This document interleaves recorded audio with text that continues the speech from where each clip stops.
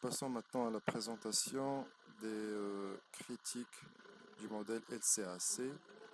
Et je commence parce que c'est un modèle qui est très important, mais qui aussi a connu pas mal de critiques en raison essentiellement de ce que nous avons présenté dans l'autre vidéo essentiellement sur son aspect rationaliste et beaucoup plus logique. Donc c'est un modèle extrêmement linéaire et un modèle qui conçoit la réalité comme étant une réalité très figée et très câblée, ce qui n'est pas, c'est une sorte de simplification de la réalité, et ce n'est pas le cas dans la réelle vie de tous les jours des entreprises.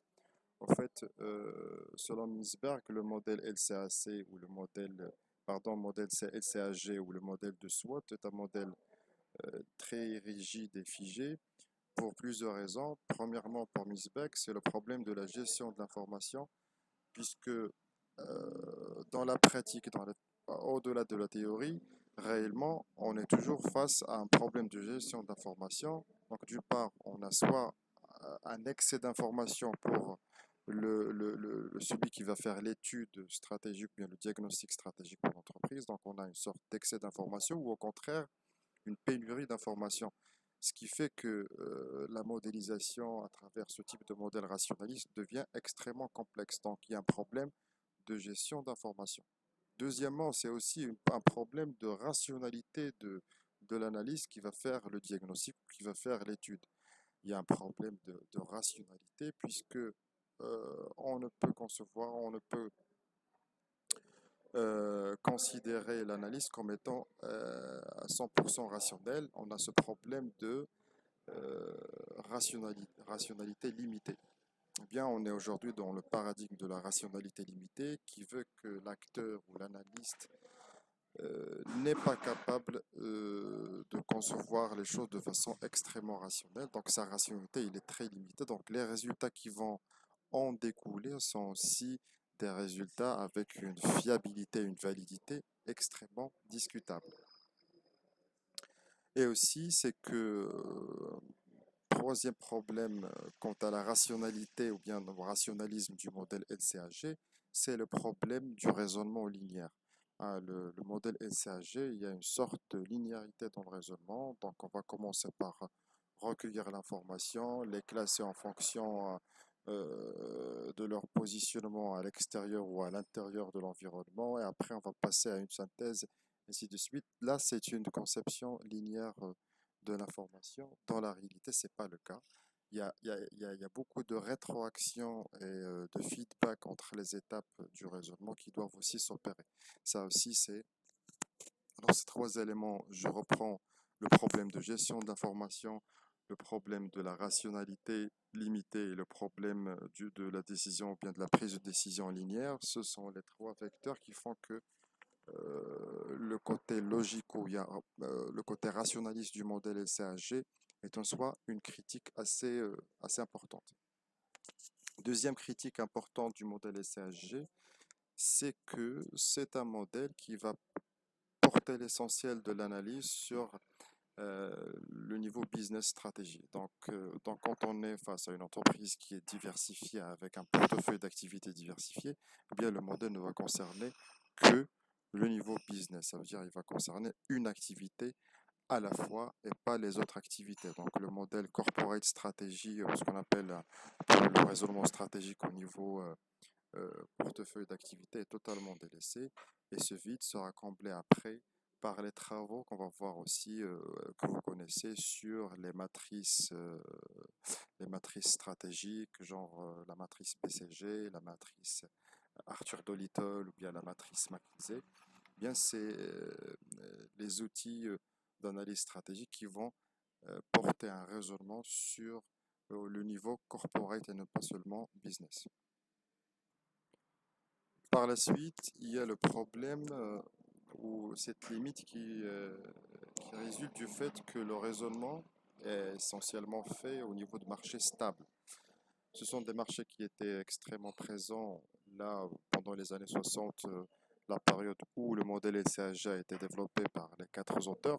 Eh bien, à cette époque-là, les marchés généralement étaient, il y avait pas mal de marchés qui étaient stables, ça veut dire des marchés avec des changements qui étaient très très peu fréquents.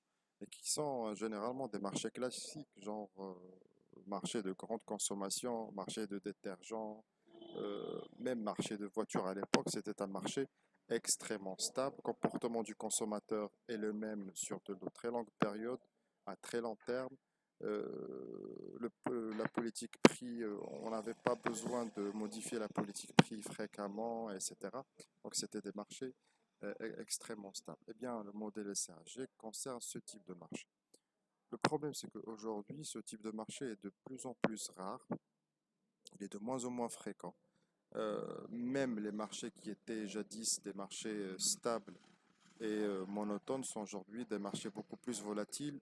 Eh bien, c'est à cause quelque part du problème de l'information, de la disparition du consommateur classique. Maintenant, on est face à un consommateur, ce qu'on appelle un consommateur hyper moderne, qui a des comportements de consommation très parfois bizarres, des comportements de consommation très volatiles. Ils changent de consommation. Des consommateurs n'ont pas le même style vestimentaire, par exemple. Ils ont des caprices de consommation différents. Donc, des consommateurs qui sont extrêmement avertis par rapport à ce qui se passe au niveau tendance, etc. Donc, tout ça fait que, avec la digitalisation du monde contemporain aussi, eh bien, nous sommes face à des marchés qui sont beaucoup plus volatiles, avec très peu de stabilité. Donc, avec ces marchés, bah, on a beaucoup plus de mal maintenant de faire un diagnostic temporisé avec un recueil d'informations, analyse pestel, bon, et du forme. Bien, si vous faites votre modèle, par exemple, sur un mois ou 3 mois, vous faites une analyse stratégique sur quelques mois, par exemple, là, vous êtes sûr que déjà votre information, ou bien vos résultats sont déjà erronés, puisque l'information que vous avez recueillie au début de l'étude est déjà une information obsolète. Par la suite, c'est le problème de la flexibilité stratégique. Euh, on a besoin aujourd'hui d'un raisonnement, bien d'un logique de développement de la stratégie qui soit un modèle flexible. Eh bien, quand on est dans une logique rationaliste linéaire, on va créer sans le vouloir une sorte de rigidité stratégique. Donc, je vais faire le raisonnement sur plusieurs étapes en travaillant sur ce type de modèle comme celui de LCAG. À la fin, je vais obtenir des résultats auxquels, de façon inconsciente, je dois être attaché.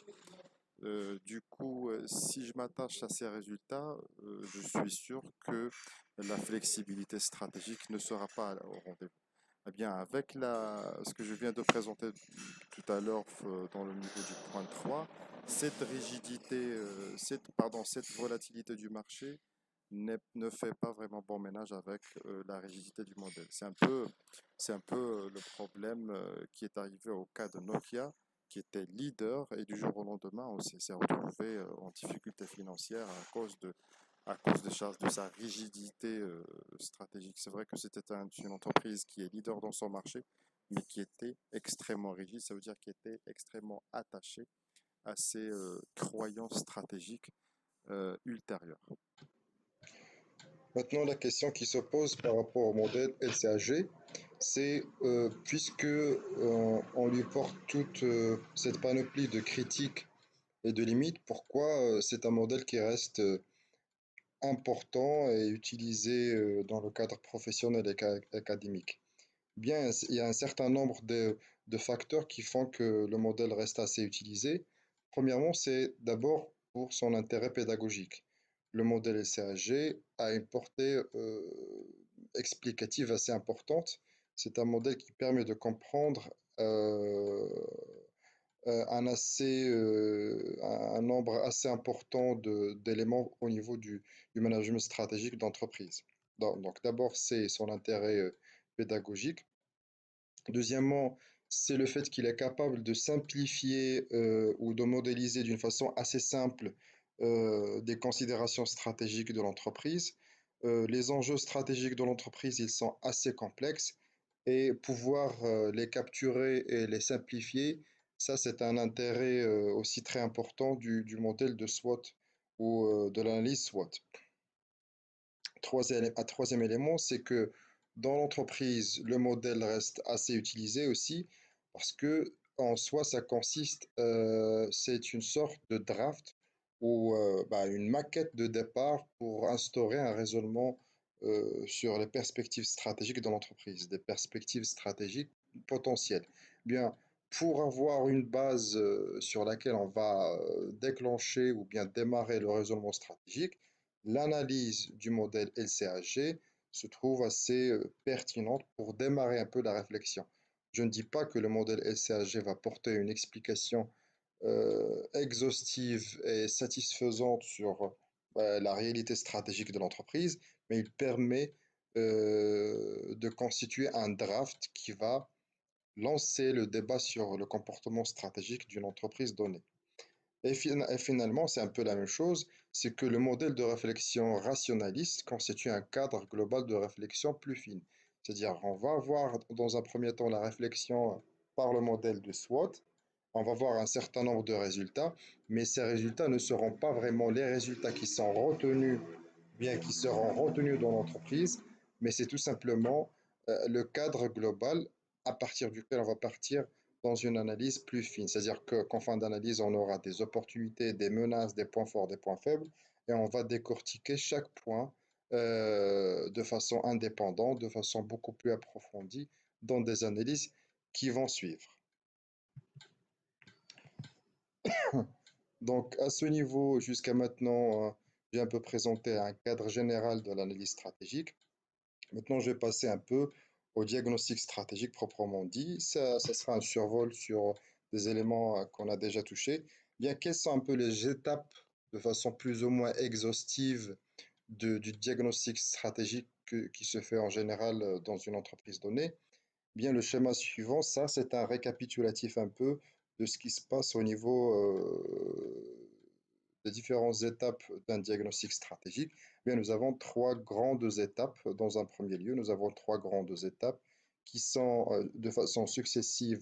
D'abord, le diagnostic de la position stratégique. Donc, dans un premier temps, on a besoin de savoir quel est le positionnement stratégique actuel de l'entreprise, c'est quoi, à quoi ressemble la stratégie de cette entreprise.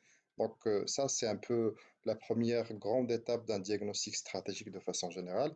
Bien, généralement, nous avons sept étapes, sept ou six étapes, grosso modo, d'un diagnostic stratégique.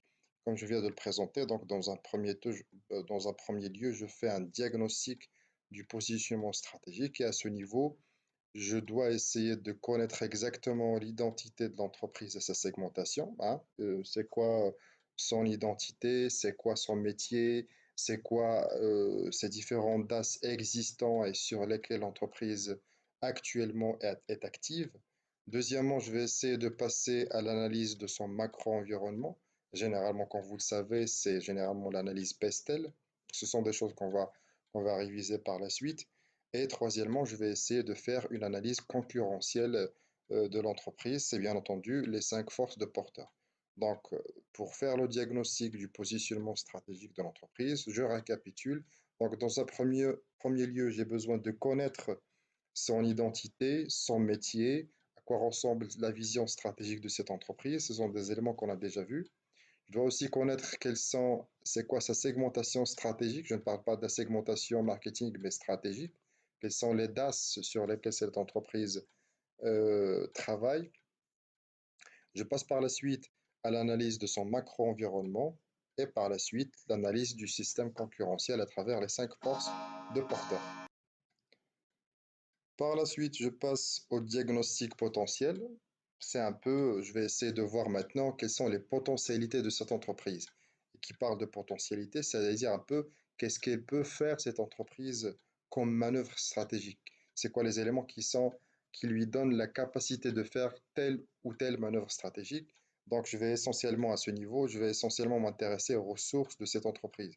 Donc, je vais d'abord faire une analyse des ressources de l'organisation, éventuellement une analyse de ses capacités et de ses compétences, et une analyse de la mise en œuvre de ses ressources. Ça, on va voir aussi ça un peu plus en détail par la suite. Donc, c'est un diagnostic potentiel et je vais finir par la synthèse. La synthèse, ce n'est autre que l'analyse LCAG ou bien la SWOT analyse dans laquelle je vais mettre un récapitulatif de tous les éléments qui concernent l'externe et l'interne de l'entreprise. Il y a actuellement en fait sorte de développement de l'analyse SWOT, c'est l'analyse des scénarios des projections. C'est l'analyse TOWS, T-O-W-S, qu'on va voir en fin d'analyse, en fin de cette présentation. C'est un peu une piste de développement de l'analyse SWOT. Bien entendu, là, on a 6 ou 7 étapes généralement de ce diagnostic stratégique exhaustif de l'entreprise. Il faut noter qu'en fin d'analyse, au fin de compte, il y a aussi ce qu'on appelle une rétroaction qui va s'installer par défaut entre les différents éléments. C'est-à-dire que on n'est pas linéaire, on va pas faire une étape euh, à la fois. Il y a des fois des allers-retours entre étapes pour faire des corrections éventuelles tout au long du chemin de raisonnement.